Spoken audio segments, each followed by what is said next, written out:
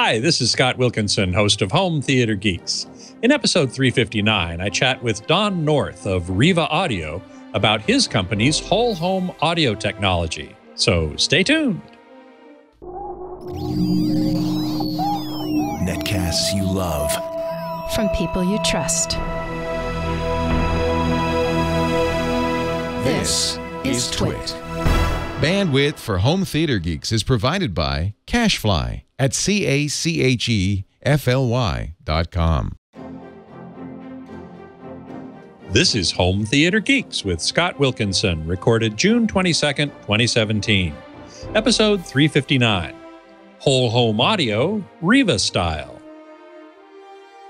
Hey there, Scott Wilkinson here, the Home Theater Geek and editor of avsforum.com.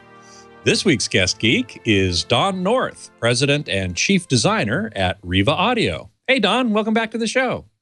Thank you. It's great to see you again. You too. Those of you who are watching live at live.twit.tv can join the chat room there or at irc.twit.tv. And you can post questions as we go, and I'll pass along as many as I can. It always helps if you put my screen name in your message, which is my name, Scott Wilkinson, but without a space or a dot or a dash or anything like that, because then it shows up in a different color on my screen and I can more easily see it. So, Don, we're here today to talk about the speakers that Riva has been developing and that you've been instrumental in designing. First up, a couple of years ago, we had the Riva Turbo X, and I think, was it the Turbo S or just the S? Yes, just the S. S, which were sort of Bluetooth portable speakers of the type that many people make. But now Riva has entered the world of whole home audio. And that's kind of what I want to talk about today, because that's an up-and-coming product category. And so why don't we start with what led Riva into, or you in particular, into deciding to enter that world, which is already pretty crowded? Well, we've been, always wanted to do, focus on wireless audio products. And so we actually started developing the Wi-Fi series that we just are launching now at the same time that we were developing the Bluetooth products. We had been studying the wireless, the Wi-Fi category for a few years, looking at all the different, products already in the market, the available wireless connectivity platforms out there, and we really wanted to approach the market different from some, the way how the big guys have done it, where they've created apps where it's kind of a closed network with a very curated experience, but it's also kind of limiting that way, because if the music provider or the service isn't in that app, then you really can't play it. And so we wanted to do it very differently and make it as open as possible of an architecture, such that pretty much people can play any content they want, wherever they want, however they want. And so that took us a while to find the technology to do it, and then to get it all developed such that we could actually bring it to market this way. Yeah, that's been one of the comments that I've gotten often from readers and listeners, that, for example, you've got Sonos, probably the biggest player in that market. You've got Denon Hios, you've got Yamaha MusicCast, you've got a bunch of these different types of things, which are, as you say, relatively closed systems. And I get these comments like, is it possible to mix and match and put them together? How can they talk to each other? And I think the answer mostly is they can't, right?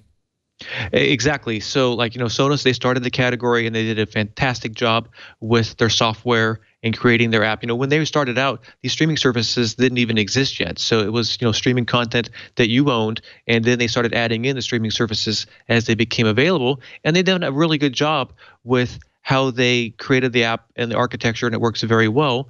But like we're saying, it's kind of a closed system, and so if the content isn't available through their app, then for the most part you can't play it, with the exception of like their Connect, where you could, I think, add an auxiliary source or something.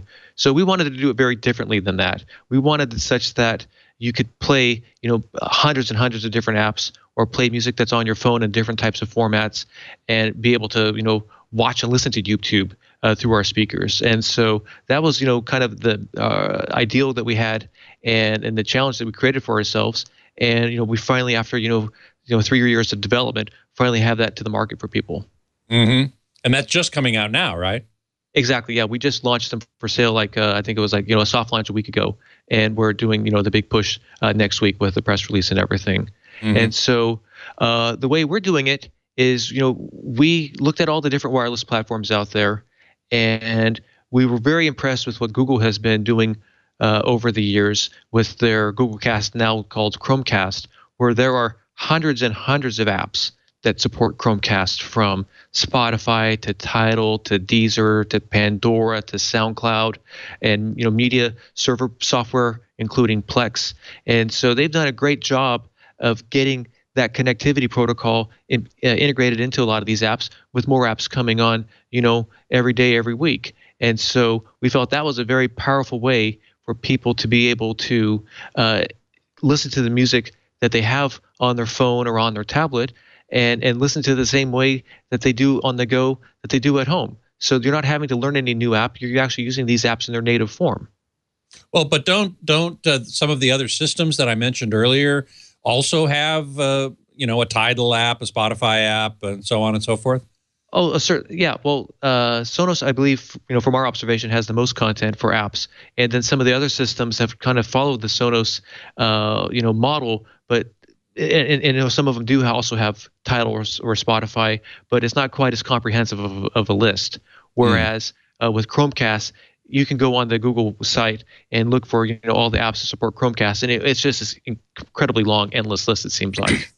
Yeah, and it's true that Chromecast is a much more sort of open, generic system than some of these others that, as we've said, are more in the proprietary or closed realm of things. Yeah, we were talking with our team in Germany, just an hour ago, who were helping do the training with the retail partners that we work with over there. One of the guys, he listens to radio.de and uses that app and is able to cast through it, whereas I'm sure you're probably not going to find that on these other systems. Good point. I Am Special is already starting off our chat room questions here, which is, will Wi-Fi have better quality than Bluetooth? Yeah, I mean, with Wi-Fi, we are able to do lossless content up to 24-bit 192K PCM. So you can't do that with Bluetooth. Nowhere with near. aptX, no, I mean, with aptX, it was originally up to CD quality. Now they're claiming up to 2496, but I haven't heard it yet to see exactly how well it works. And then the fact is that with Wi-Fi, it's not just to one speaker, but you can actually have it distributed all around your house. Right. So ultimately, you can potentially get higher quality via Wi-Fi than you can via Bluetooth. Oh, certainly. And you have also greater range, and in addition to just having much more bandwidth for streaming.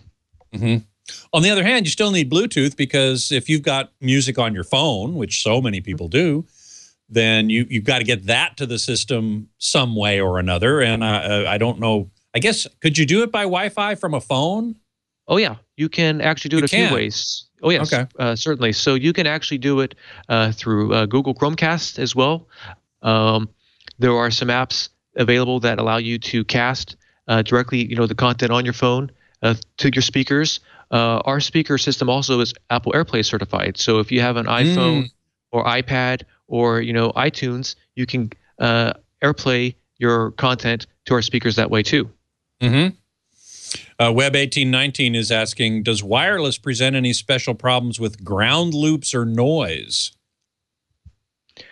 I wouldn't say ground loops. That's actually one of the nice features, because it's not like your traditional stereo where you have a turntable, preamp, power amp, and you can have ground loops. With this case, you do have each speaker is individual with its own integrated power supply and all the amplification and wireless. Now, from a noise perspective, it is a little bit challenging, because you have to make all these components work together within a singular enclosure where you have a switching power supply, Class D amplifiers, microprocessors, and RF going on. And so it is very challenging to make it all work very seamlessly and not have any noise coming out the speaker system, as well as meeting all of the FCC and other agency requirements. It would also seem to me that ground loops typically occur when you have two devices connected by a wire, and those two devices, the ground that they see is somewhat different, slightly different, the ground state. So, but with wireless, you wouldn't have that problem at all because there'd be no physical connection carrying the ground signal. I mean, have I got that understanding right? Yeah, that's correct, because like in a traditional stereo, you have the interconnects that are connecting the source to the amp, and that's where you can have differences in grounds with ground loops and have the hum. With our system, all of the data from your source is going wirelessly to each one of the speakers. Right, exactly. Emily the Strange is asking a related question. Any trouble with interference, like microwaves or other devices that are emitting radio frequencies in the similar range? I would say certainly not put your speaker right next to the microwave. That's generally not a good thing for whether it's Bluetooth or a Wi-Fi speaker like ours. You can have it near your Wi-Fi router, but it actually works a little bit better if you do have some separation distance, at least 3 or 4 feet from one of the speakers to your Wi-Fi router, such that, from the RF spectrum, they're able to, communicate to each other and not be, drowned out by, the RF coming out of the router. Okay. She also asks, what about speakers getting out of sync with each other? Well, that's one of the cool features that Google has spent a lot of money and a lot of time with their team developing, that you can actually cast. We've tested it up to 32 devices, and you can have them around your house. And when you press play on Spotify, it takes like a second or two, and then they will start playing all in unison. And we were doing some demos just recently to the press over in Europe, where we were playing some tracks that are have a lot of percussion and very sharp transients with the sound, and we were playing it to multiple speakers, and you could hear them all playing at the same time. You didn't hear any slight delay, which would manifest as some type of reverb or echo. Right, or flanging or phasing or something like that. Yeah, I mean the sharp percussive hits would be more like an echo, but longer duration sounds could sound kind of flanged or phase shifted and weird, but you weren't hearing any of that. No, not at all. And that's really the power of Google's platform that we worked with, such that you can have that ability to have speakers multiple in the same room, or have them around the house, and have them all playing together and not have any synchronization issues. Right. iPhone 56057 is asking, can you create a multi-channel system with these new speakers? And I suspect what he means is, a surround sound system for a home theater type setup. Not at the moment. With Cast, Google is only allowing us to stream stereo content. So we are looking in the future at developing a multi-channel soundbar for obviously watching movies and playing games and stuff in 5.1 DTS and Dolby Digital. But for right now, our system is just for streaming stereo signal. Well, I want to get back to networking in a little while, but and there are some other interesting features about the networking. But I wanted to also make sure we talk about the technology within the speaker itself. The drivers have some interesting characteristics. You use passive radiators. So can you talk a little bit about how you approach the actual driver design? Because these are purposely designed drivers for these products, right? Oh, definitely. We develop all the transducers in-house. Our team has a lot of experience doing transducers, everything from very small ones that you might see inside a laptop computer up to hi-fi transducers, as well as large concert sound system transducers. So we applied all of our knowledge to figure out how to get the best sound and the best performance for each of the respective sizes. So if we start with our smallest speaker, which we named the Arena, that has 3 60-millimeter transducers in it. There is one on the front, one on the left side, and one on the right side. And so we have a picture of that. Let's make sure we see a picture. There we go. Yeah, so you can see that. That's kind of looking at it from the rear, and you can see the 3 groups of transducers on the blow up. So at the top, those are 60-millimeter transducers that are wide range, that cover a range of around 55 hertz up to 18 kilohertz, and then it features an aluminum dome, diaphragm, suspension. I think it's like a 25 millimeter voice coil, and then below that is a 66 millimeter passive radiator with bobbin and suspension, and it's all tuned such that we're able to get good bass extension down to 55 hertz from a small box like that. You couldn't really do that with a ported box, because what happens is the port, in order to get that low of a tuning, either the port would be much bigger than the box, you can never fit it inside, or if you tried to make it fit inside, the diameter of the tube would be so small such that when you actually tried to turn it up and have some reasonable output level, it would start to compress and make a lot of turbulence noise. So that's really where using passive radiators has an advantage of being able to take a small speaker and tune it to a low frequency and have a good reinforcement of the low bass without having the air noise and chuffing sounds from ports of that size. Right, right. Well, certainly small ports can give you that chuffing sound. So, and these are not big speakers. What's the dimensions of the Arena? It's around 5 inches wide, 4 inches deep, and around, I'm just looking at one right now, around 7.5 inches tall. It's not very big at all. I can actually get one right here. She'll pass me one, and I'll put it on the camera here. Yeah. So yeah, here's an Arena right here. So you can see, it's not a very big size speaker, and what's really neat about these is this is actually a stereo loudspeaker. So a lot of the other speakers in this category, in this multi-room wireless space, the speakers of this size that they're offering is mono. And I think that's kind of crazy that you're having 21st century wireless connectivity producing a 1950s mono sound. Whereas, good point.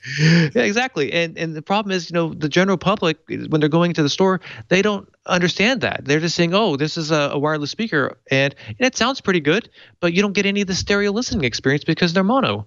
And so then you have to go buy two speakers, but then obviously that's twice as much cost and also twice as much real estate. And there's many places where you want to put a speaker where you just have barely enough room for one. For example, like a kitchen countertop, which is very special space for appliances and cutting boards and everything like that.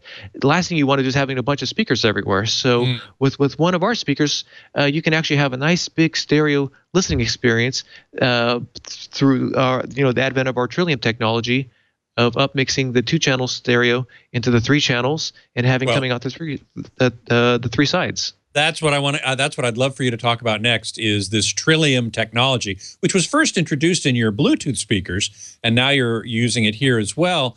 How can you possibly get a good stereo image, good stereo separation from a single box like that? Well, we're doing it a little different than some of the other speakers that are, claiming stereo, where they have a left driver and a right driver a few inches apart. With what we're doing, the Trillium is actually looking at, what's kind of common and what's different between the left and the right channels, and is then and it's doing that selectively based on the frequency band. And it's then, sending and directing it to the respective left and right channels, such that these sound waves from the 3 channels actually blend in air and mix and create kind of a virtual left-right speaker outside the box. And so, So what we're looking at here, those of you who are looking at the video can see kind of a diagram of what's going on here. That small little black rectangle in the center, sitting on the coffee table, is the speaker itself. And what you're claiming is that the quote-unquote virtual speakers are actually out beyond the physical confines of the cabinet itself, right? Exactly. And it works, together with your room, and such that the end result, when you are listening to it, you actually get this perception of having, left, center, right imaging. You have, a nice sound stage with width and depth that reminds you of a traditional stereo system. It's not, of course, exactly the same as a left-right pair of speakers, but it gives you a very similar type of experience, like you're getting a nice big spacious sound in the room. And what's cool about it is because the speakers are the left and the right are virtual, you don't have the same comb filtering like you do with a traditional pair of speakers. So with a traditional pair of left and right speakers, you usually sit in the center and you get a nice phantom center image of the vocalist singing. But the minute you move your head to the right, well, now that image doesn't stay where it was. It's now actually starting getting closer to the the right speaker, or you move your head to the left and it's to the left speaker. Isn't that going to happen here too, though? No, because we have the center is coming predominantly out the center channel driver, and so when you exactly, and so when you're sitting and listening, you can be sitting either in the front, head on, or off to the left or off to the right, and the center image will always still be in the center, and then you'll have a nice big sound field around it. And so what this gets us is a much wider listening area for the whole family to enjoy it. Tell us a little bit more about Trillium and how it works. You were starting to say something about how you identify what's common to the right and left channels, and I guess what's not common in terms of frequencies or parts of the signal. Exactly. So we're looking at what's common and what's different between the channels, and the ear is and the brain is. You pick up spatial cues primarily, in the mid-range and treble. And so that's where we're looking at what's going on and correlated and uncorrelated between the channels, and then feeding that to the three channels. And then we actually have, in the low frequencies, all three channels are working in unison, and that's how we're able to get, the good deep bass out of the speaker of that size. So if you've got two signals or two elements that are identical in the right and left, do those get then rerouted to the center, or are they also coming out the right and left? They would be predominantly routed to the center, but the low frequencies would also come to the left and the right. I gotcha. Okay, and then what's different about the right and the left would come out of the right or left, depending on where it is. Exactly. And so, if you look at, what's called left minus right, right minus left, that's what is kind of getting redirected to the different channels. And again, it's going on predominantly in the mid-range and the treble, where you hear the spatial cues, and then at the low frequencies where the bass is often kind of mixed in mono to begin with, we unify it and have it come out all three channels such that they can work together with the radiators in the arena and get the a very powerful bass response and big dynamic range out of the speaker. That must take some pretty serious DSP power to do what you're talking about. It's taken a lot of time because, when we first started on the Trillium concept with the Bluetooth speakers, the goal was to produce a speaker with a big sound from the small singular size. And so we thought about it, and I said, well, I think I have some ideas how to do that from some previous experience I have as a hobbyist. And so we started prototyping it originally on a breadboard with op amps and resistors and capacitors and making a simple circuit. I remember doing that, yeah. Exactly. And so we proved it out that way, and then from there migrated it over to DSP. And so it's not just doing the processing, you also have to do the equalization such that all the channels are reproducing the frequency range appropriately. And so it's kind of a challenging system to tune because you don't really have a traditional left channel measurement or right channel measurement. You're doing some anechoic style measurements, as well as a lot of in-room measurements and listening, and trying all different types of music, different listening environments, and just keep adjusting the DSP settings such that it always sounds correct and natural. We have some nice hi-fi speakers here, like some BBC LS35s that we use for reference, and I have some old Celestions and others that we use to kind of make sure that we're trying to provide a very good top audiophile type of experience with the speakers.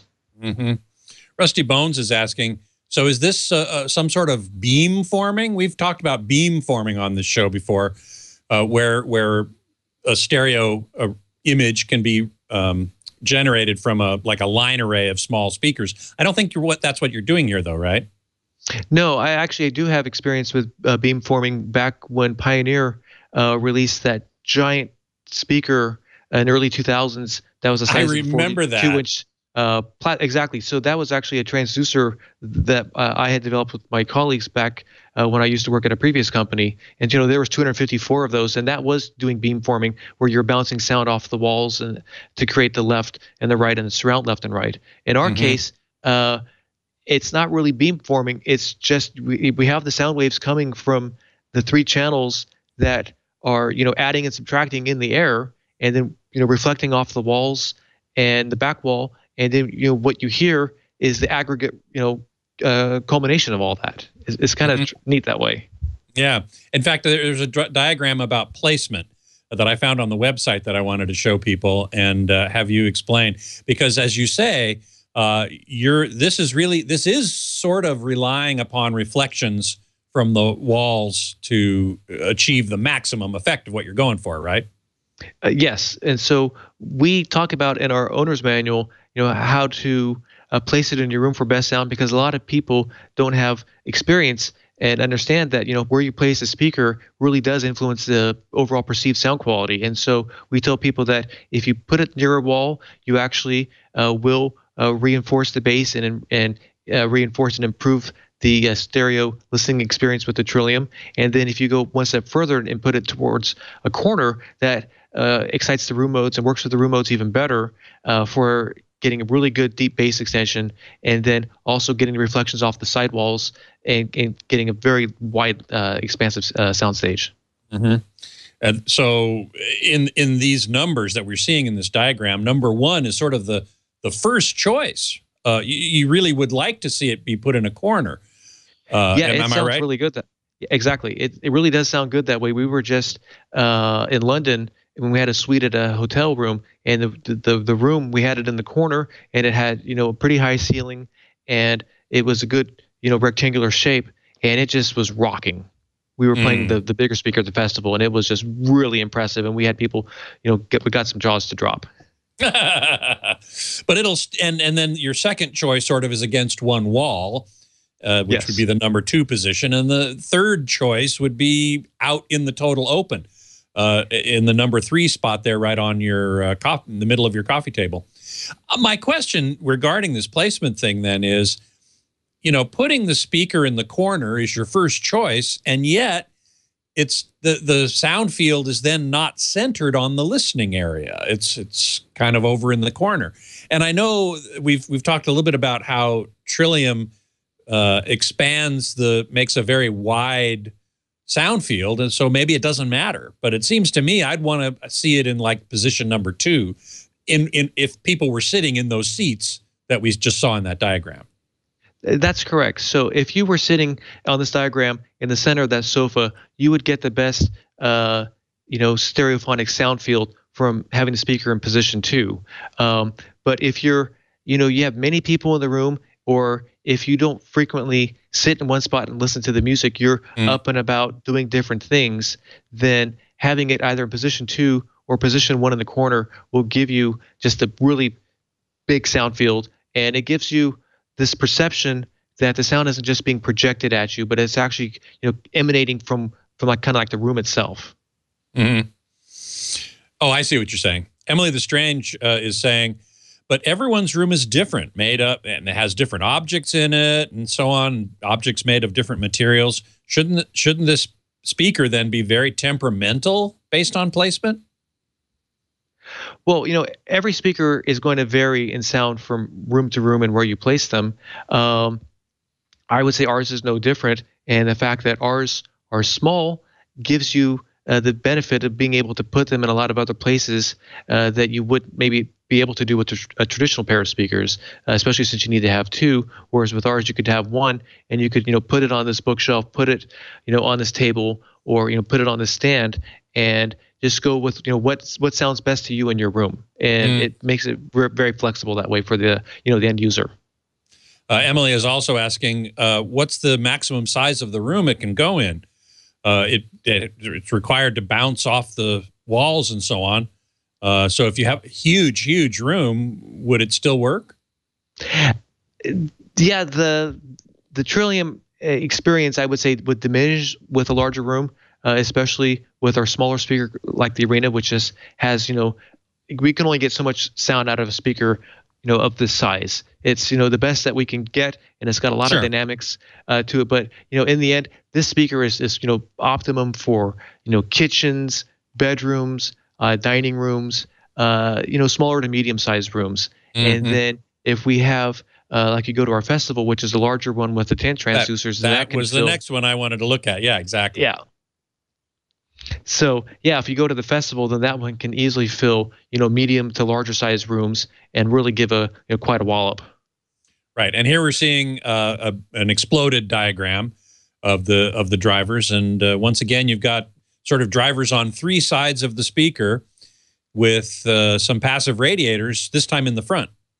Yeah, there's actually two more in the back. It's not shown in the exploded view, but we actually have two more radiators in the back, and so okay, there's a total of 10. And so what you see in this exploded view is three 4-inch long throw aluminum cone woofers for the left, center, and right, and then you also see three 20 millimeter silk dome tweeters for the left, center, and right, and then flanking the center are two 4-inch passive radiators, again with bobbins and spiders, such that it's very stable and pistonic throughout its range.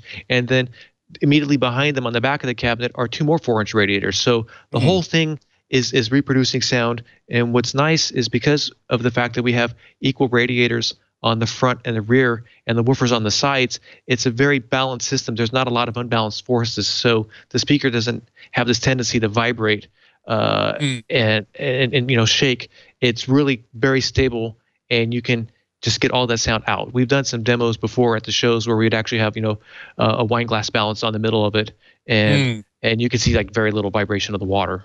In this case, you've got separate tweeters. In the Arena, was it just a single full range driver? I can't remember. Let's pull back up the diagram or the exploded view of the Arena, which is the smaller one.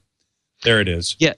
Yes, those are 60 millimeter full range drivers. So those are going down to around 55 hertz all the way up to 18K, because they're really, for a speaker of that size, to try to get our Trillium to work and have it work, effectively, we had to go with full range drivers, much like our earlier Bluetooth product, the Turbo X.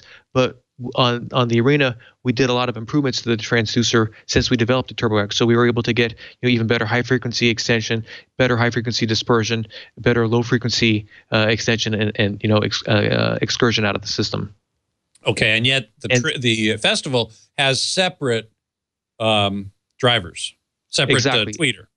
Yep, and so this is taking it up the next level of performance. And so here, by having a dedicated, mid-bass 4-inch woofer together with a 20 millimeter tweeter, it has, great frequency range. Working in the tune system, we measured it down to the high 30s, around 38 hertz, all the way up past 20K, and very wide dispersion by using the 20 millimeter tweeter and choosing carefully how it's crossed over with the 4-inch woofer, such that it's very seamless on and off axis. And so when you have these three channels working together, it just throws this huge sound stage in the room. It's really something special. And then, iPhone. Sorry, go ahead. Oh, and then I was going to say, what you see there in that box in the middle, it's actually a braced wood box inside the festival. So whereas a lot of other products in the size and price category, they're making their speakers from plastic, ours is actually built like a hi-fi speaker. So we're actually using braced MDF. Okay. And iPhone 56057 is asking, what's the frequency response of the festival as opposed to the Arena? So the festival, I would say, goes down to around 38 hertz in room, depending upon your room and how you have it positioned, all the way up to at least 24, 25K. That's kind of the upper limit of my B&K half-inch mic. Right, and that microphone is what you use to measure things. Yes, I use that for doing some of our preliminary measurements of the system to kind of dial it in, and then from there we then start doing a lot of listening and adjustments, and then more measurements in room, and do some spatial averages and on axis, and just keep dialing it in. Another neat feature that we incorporated into these products, earlier you're talking about DSP, we actually adjust the frequency response for each volume step on these speakers. It's because when you turn the volume down, the ear is much less sensitive to the bass and to a bit the treble. And so with the traditional hi-fi as you turn the volume up, that sensitivity evens out and becomes more flat. Exactly. Within the human ear. Exactly. And so we put a lot of thought into how this system is equalized such that it always sounds balanced and natural and fun at every volume step. Well, I Am Special is asking about the maximum wattage of these two speakers, and that was the next point I wanted to address with you. is the amplifiers, because these are powered speakers, right? I mean, they have to be, since they're being distributed around the house and being addressed by Wi-Fi and Bluetooth and so on. They better have their own power amps in there. And I think you guys have done some significant work on that as well, right? Yes, they're completely self-powered, and the signal path is digital the entire way from the Wi-Fi receiver or the Bluetooth receiver chip all the way through the DSP and into the amplifier chip, which does the digital analog conversion and amplification before going off to the transducers. In the arena, we have around 45, 50 watts of amplifier power, and then in the larger, the arena is a smaller one, and so it has 3 channels of around 15 watts a channel each. And then in the festival, we have 6 amplifier channels, again, all digital from the source through the DSP to the amp chips. And that one, we rated at around 180 watts of power. But between you and me, when you crank it up, with some tracks, I've measured almost 500 watts being drawn from the mains. Well, certainly digital amplifiers are much more efficient than analog amplifiers, but still they're not going to be 100% efficient. So if you're drawing 500 watts and generating, generating 180 watts, that's less than 50% efficient. Well, the 180 watts is more of an RMS spec, whereas the 500 watts is like an instantaneous peak. Oh, so, I see. Exactly. Okay. Yeah. And so what we spend a lot of time and effort with how we are doing the equalization in the Trillium, that we're not doing any dynamic range compression to the audio. So there's a lot of talk in recent years with the advent of the iPod and other portable players about MP3s and data compression of audio. But what people, especially a lot of the general public, they're not aware of another type of compression called dynamic range compression. And so there's been talk in the music business about the loudness wars of recordings and a lot of the pop recordings, and even some of these remastering of these favorite or famous albums from the past, where the new remasters, they go back and actually squash the dynamic range to make it sound louder to people. Well, a lot of these powered speakers are doing that too, where they're doing so much manipulation to the audio, and you turn it on and you're playing and you're like, yeah, that sounds all right. But then you start turning it up and you start putting on some fast-paced funk or something else, and you start noticing that the speaker starts sounding really kind of garbled and distorted. That's all the compression and processing that these other speakers are doing.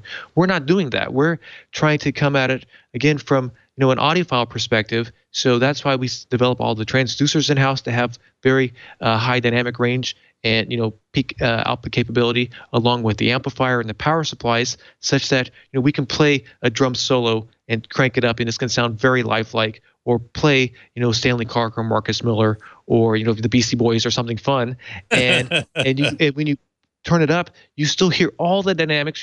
We love some of the songs by Bruno Mars. His pop records are actually pretty well produced, and but don't they have a lot of dynamic range compression?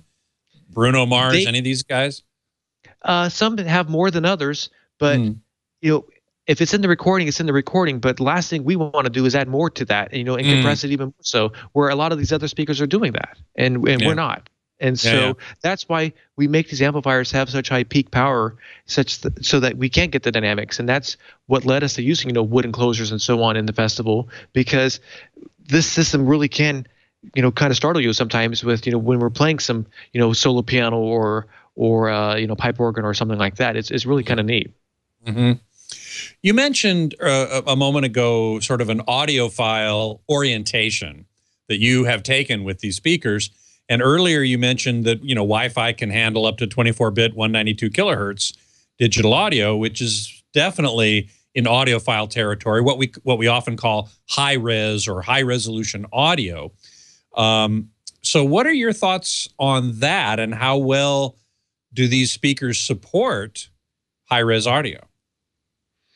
Yeah, we've been able to do lots of demonstrations in-house and, at shows of playing high-res tracks that I bought a bunch from, HD Tracks and downloaded, and it's really kind of fun to play them from either, iTunes directly, or get them on like an Android tablet and then send them out through our app or some of these third-party apps. And you definitely do hear a difference in the sound going from, an MP3 to a CD. And to a little bit lesser degree to high res. But you really do hear the difference in the recordings and the quality of the recording. We're not sugarcoating some type of special sound on all of the recordings so they sound more homogenized. With ours, you really do kind of hear the difference in how each recording was mic'd and mixed and produced. And certainly, if you are playing better quality content, whether it be Tidal with CD lossless quality or going into high res, well then it's even more special. Mm-hmm.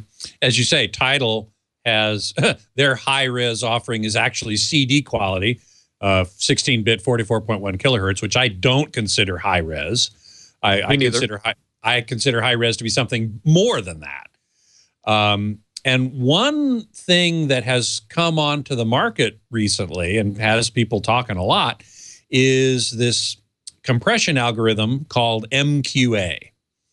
And I'm wondering, you don't need a decoder to play MQA files, but if you want to get the most out of them, you do. Have you been looking into that?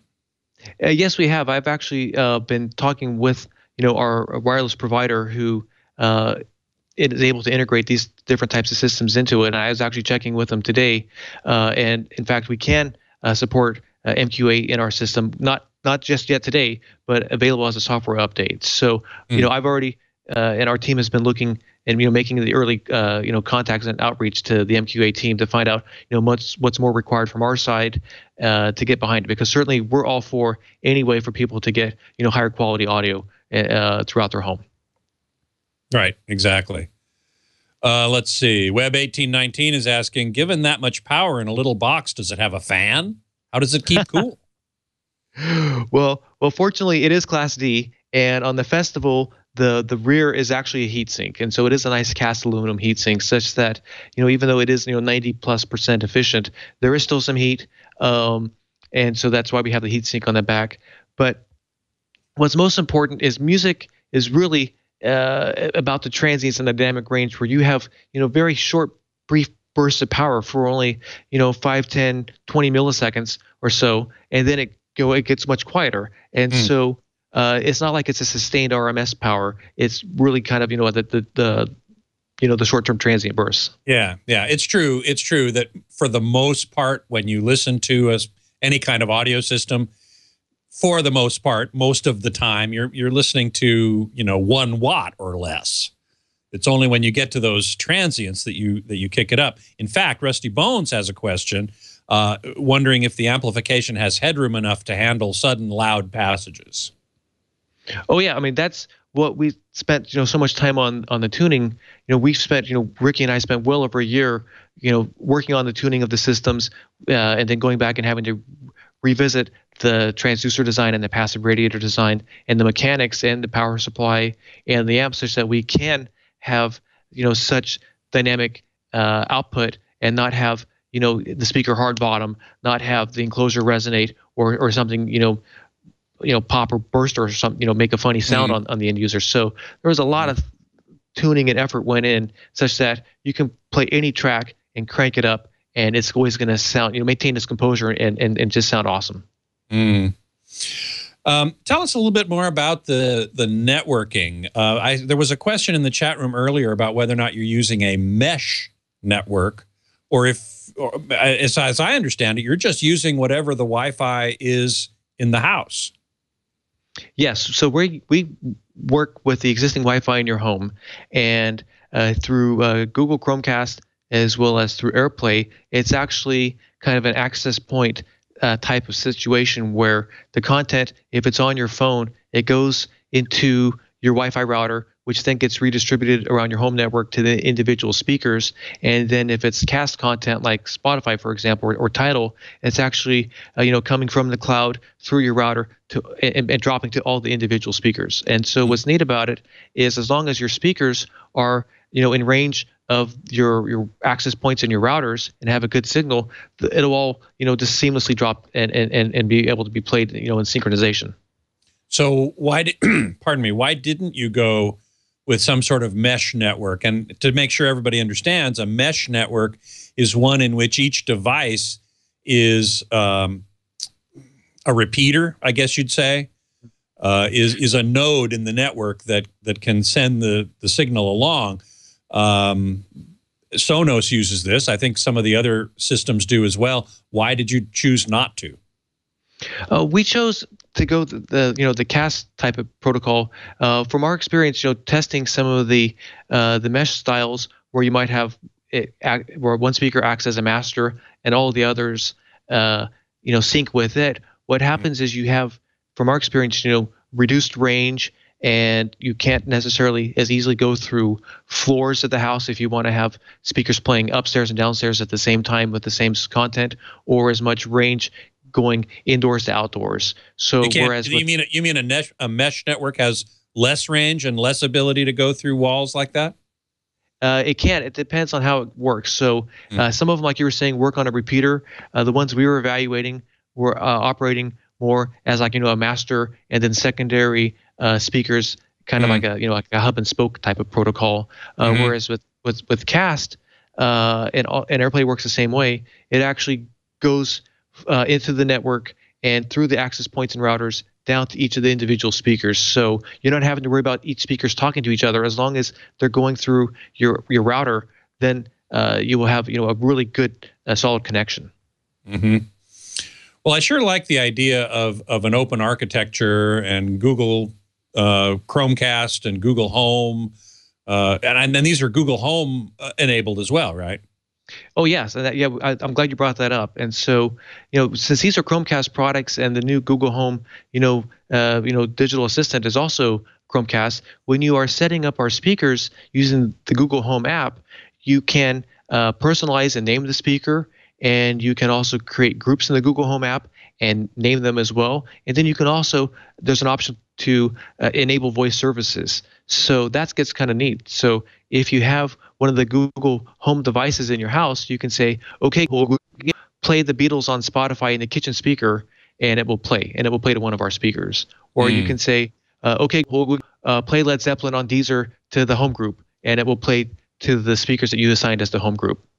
And so, Emily, sorry, go ahead. Yeah, so we're very excited because there's so much technology happening, progressing that way with voice control of your home that you're not even necessarily going to have to go open your phone or your tablet anymore. You can just talk to these devices in your house and play and direct it to play the music wherever you want to play. Emily the Strange is asking, what's the security like? If the signal is really wide, can my neighbors pick up what I'm listening to?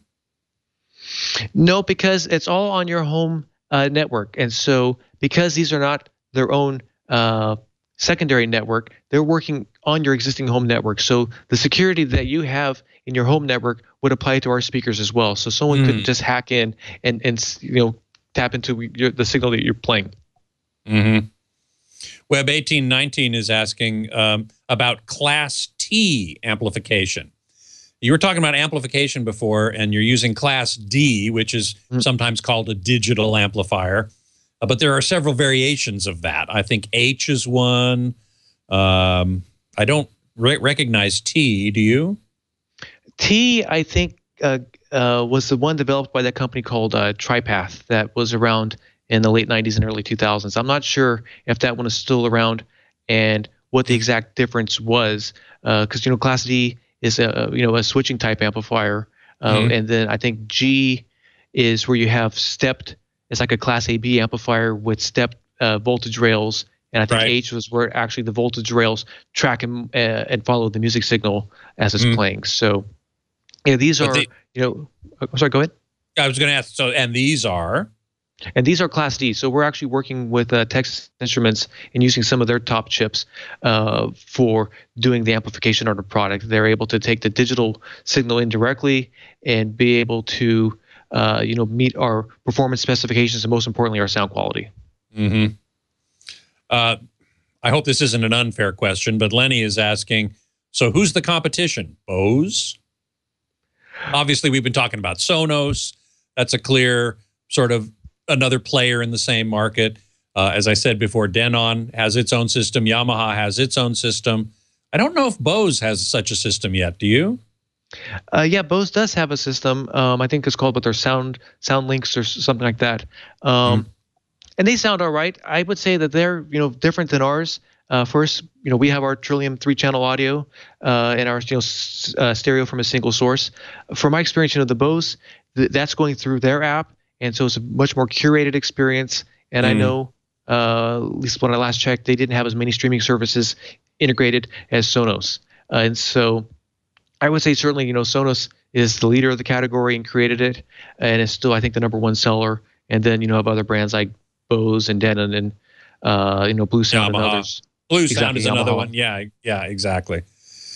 Blue Sound being sort of part of the NAD PSB family of companies up there in Canada.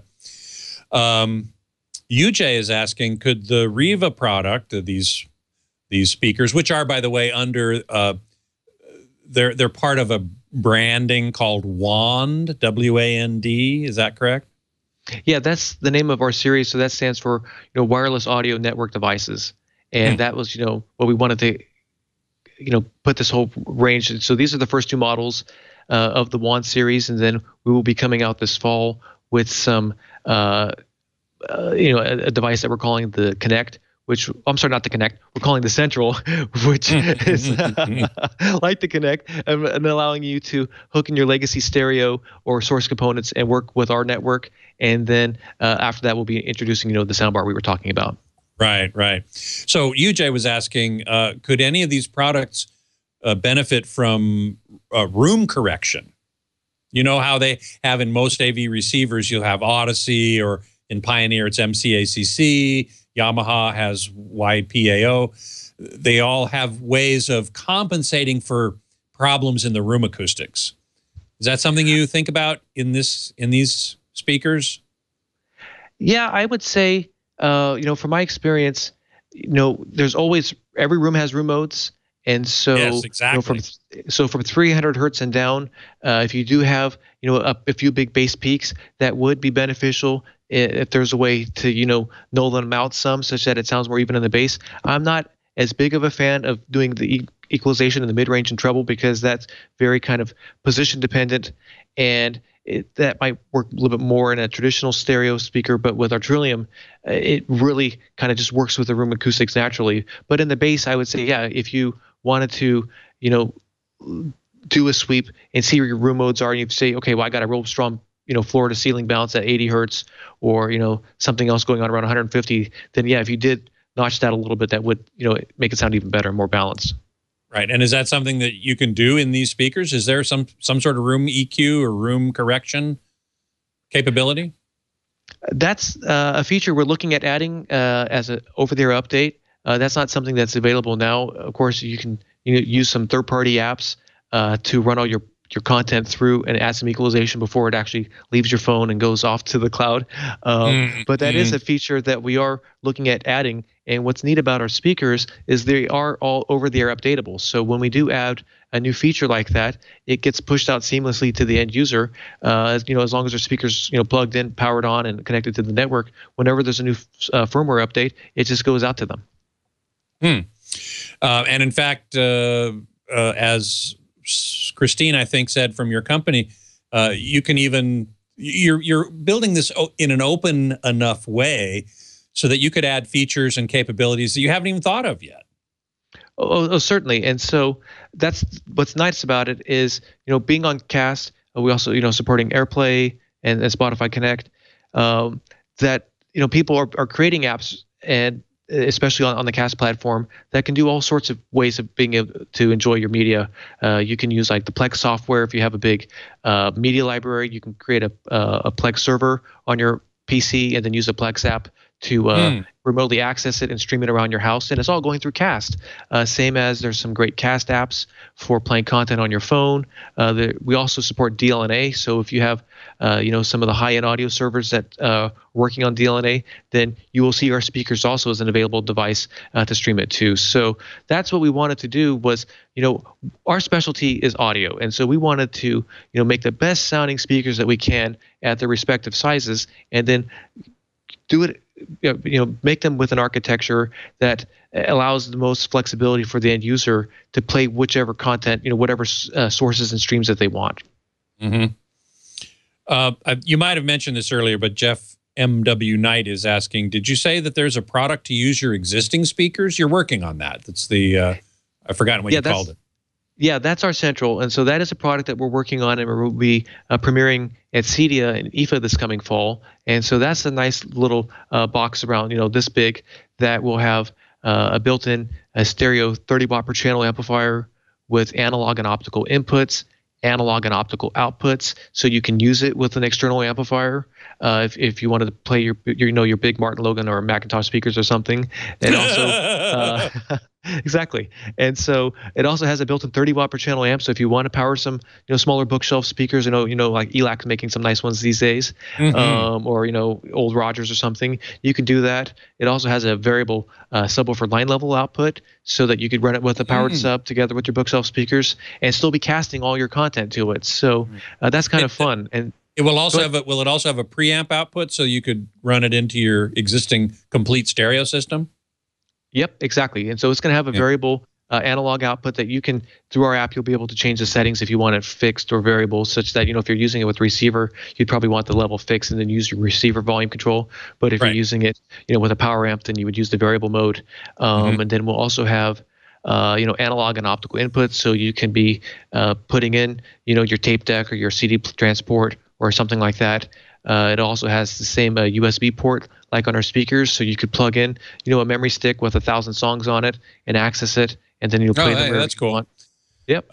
Digmax is asking, any digital out? Yes, there will be an optical digital out, so that you can digital plug out as well. Yep.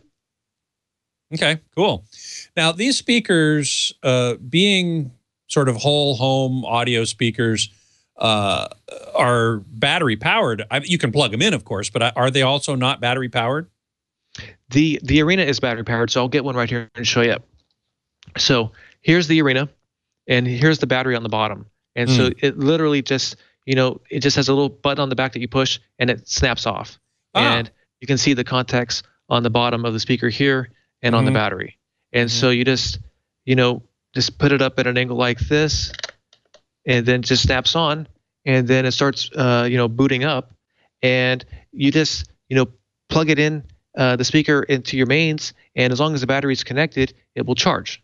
And then our app will tell you the charge status, if it's, green, yellow, red, depending upon how much charge is on the battery, and also if it's being plugged in and being charged. So that's what's neat about these speakers, is you're not just tied to using them indoors. You can take them outdoors. And so if you have great Wi-Fi coverage, you can take them to your front yard, to your backyard, have them in the patio, have them by the pool. They are, water and splash resistant. So if kids are having fun in the swimming pool and some water hits one of them, nothing's going to get damaged. But, we don't recommend it. Of course, you wouldn't want to throw it into the pool. No.